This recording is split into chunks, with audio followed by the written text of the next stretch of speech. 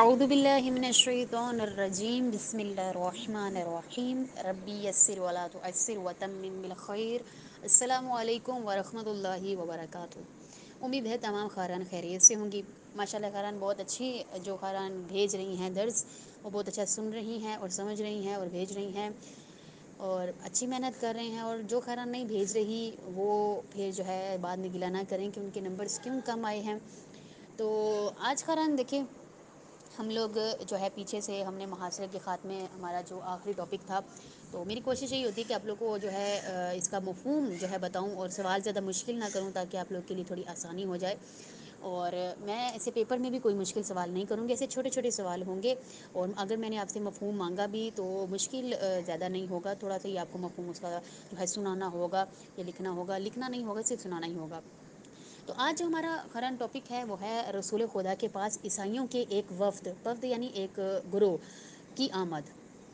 کہتے ہیں کہ مسلمانوں کی ہجرت حبشہ کا ایک فائدہ یہ ہوا تھا کہ جب حبشہ یا نجران حبشہ میں تقریباً خران عیسائی لوگ رہتے ہوتے تھے. کہتے ہیں کہ جب حبشہ یا نجران کے عیسائیوں کو رسول اکرم صلی اللہ علیہ وسلم کی بعثت کی اطلاع ملی تو انہوں نے یہ فیصلہ کیا کہ اپنا وفد یعنی اپنا گروہ مکہ روانہ کریں اور رسول خدا صلی اللہ علیہ وسلم سے براہ راست گفتگو کریں.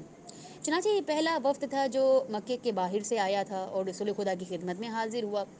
نصاری کا یہ نمائندہ وفد جو ہے وہ 20 افراد پر مشتمل تھا. یعنی 20 لوگوں کا ایک گروہ تھا جو رسول خدا سے مسجد الحرام میں ملاقات سے مشرف ہوا اور اسی جگہ باہمی گفتگو کا آغاز ہوا. جب مذاکرات کا سلسلہ ختم ہوا تو رسول خدا نے قرآن مجید کی چند آیات تلاوت کر کے انہیں سنائی اور انہیں دین اسلام قبول کرنے کی دعوت بھی دی. عیسائیوں نے جب یہ قرآن آیات سنی تو ان کی آنکھیں اشکوں سے لبریز ہو گئیں اور دین اسلام قبول کرنے کا انہوں نے شرف حاصل کیا. اب یہ دیکھیں جو رسول خدا کے بہت قریبی رشتہ دار ہیں انہوں نے اس چیز کا انکار کر دیا. لیکن عیسائی جو کسی اور مذہب پہ تھے وہ رسول خدا کی جو ہے وہ آیات ان کے لبوں سے سن کر جو ہے وہ اسلام قبول کر رہے ہیں آیات کو سن کر. تو کہتے ہیں انہوں نے اسلام قبول کر لیا جس کی وجہ یہ تھی کہ رسول خدا صلی اللہ علیہ وسلم کے جو اوصاف ان کی کتابوں میں بیان کیے گئے تھے وہ آپ کی ذات مبارک میں انہوں نے پائے.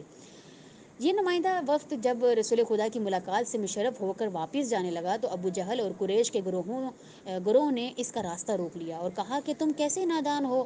تمہاری قوم نے تمہیں ایک اس مقصد کے لیے بھیجا تھا کہ وہاں جا کر اصل واقعے کی تحقیق کرو اور اس کا جائزہ لو. لیکن تم فوراً بے خوف و خطر اپنے دین و آئین کو ترک کر دیا اور محمد کے دین پر چلے گئے.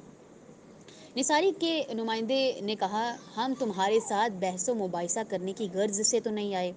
تم اپنا دین اپنے پاس رکھو اور ہمیں ہمارے آئین و مسلک پر رہنے دو. انہوں نے اچھی خاصی ان کو سنائی اور ان کو جو ہے منہ توڑ جواب دے دیا.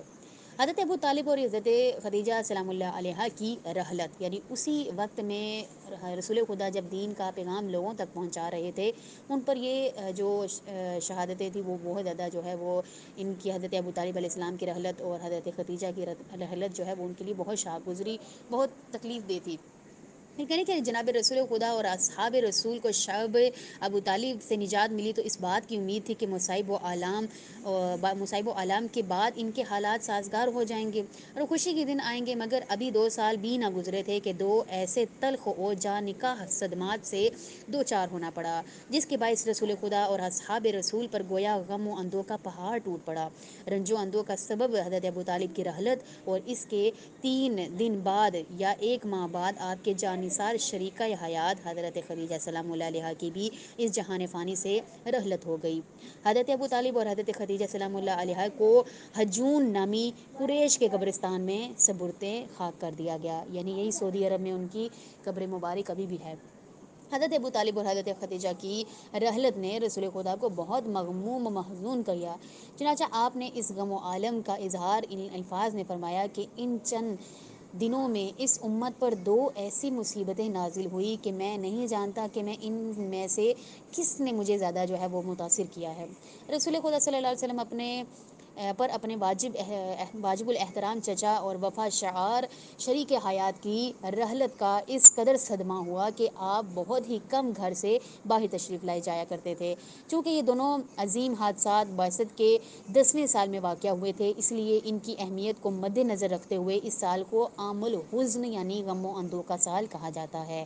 یہ سوال بھی میں آپ لوگوں سے کروں گی خاران. ٹھیک ہے, آگے دیکھیے حضرت ابو طالب کی مظلومیت.